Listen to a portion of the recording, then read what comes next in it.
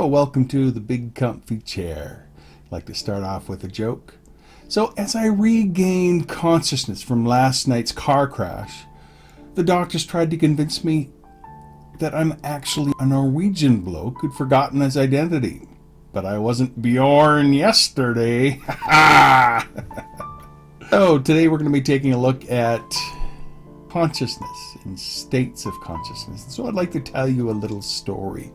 Well, it's something that happened the year that I graduated from high school. A fellow by the name of Kenneth Parks. He lived in Ontario. He was a 23-year-old, and he had a wife and a baby daughter, and he had a bit of a gambling problem. One night, on May 23rd, he got out of bed, climbed into his car, and he drove 15 miles to the home of his wife's parents in the suburbs of Toronto. And there he attacked them with a knife, killing his mother-in-law and severely injuring his father-in-law. Parks then drove to the police station and stumbled in the building, holding up his bloody hands and saying, "I think I killed some people. My hands!" The police arrested him and took him to the hospital, where surgeons repaired several deep cuts on his hands. Only then did police discover that he had indeed assaulted his in-laws. Parks claimed that he could not remember anything about the crime.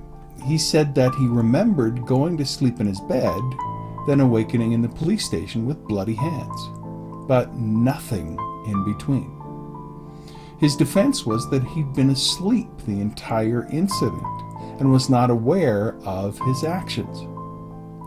Not surprisingly, no one believed this explanation at first.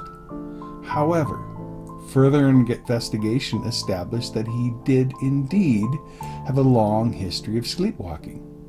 He had no motive for the crime, and despite repeated attempts to trip him up in numerous interviews, he was completely consistent in his story, which also fit the timeline of events.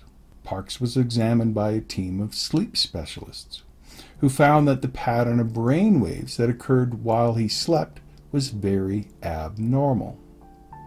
And the specialists eventually concluded that sleepwalking, probably precipitated by stress and anxiety over his financial troubles, was the most likely explanation of his aberrant behavior. They also agreed that such a combination of stressors was unlikely to happen again. So, he was not likely to undergo another such violent episode and was probably not a hazard to others. So given this combination of evidence, the jury acquitted Parks of murder and assault charges, and he walked out of the courtroom a free man.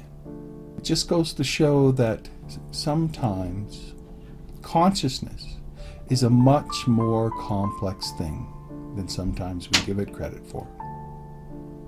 And I hope you enjoy this week. You take care. Bye-bye.